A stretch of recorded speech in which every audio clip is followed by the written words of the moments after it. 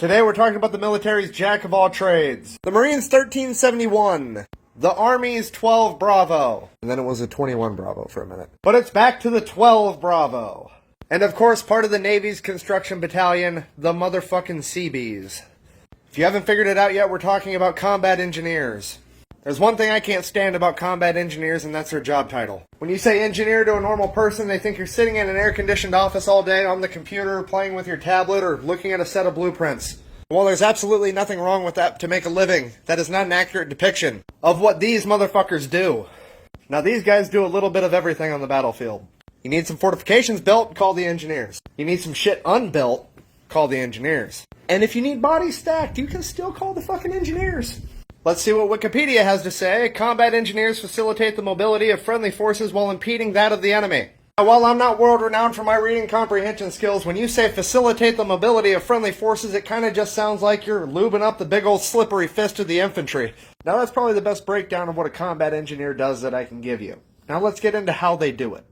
Combat engineers always have and always will elect to use brute force every fucking time. And what I mean by that is regardless of what the situation may be, engineers will always incorporate C4. Even if they're just trimming fucking trees.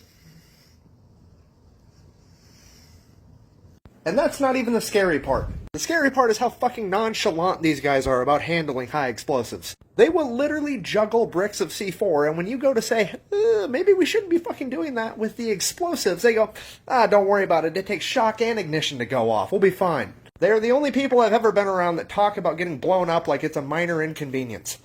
These guys have the same fucking battle plan, regardless of the battle or the situation. They're going to go up to the most fortified position that the enemy has. They're going to cover it in fucking danger putty. Then they're going to blow it the fuck up and have a lead slinging party.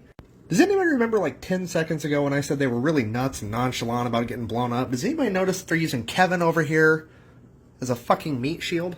The worst part is there's still like a 50-50 shot that guy's not wearing a backplate in that body armor. Combat engineers are iconic. Most people just don't know it. Pretty much any movie where there's a demolition specialist, that's just a fucking dude based off a combat engineer. Here's my favorite one.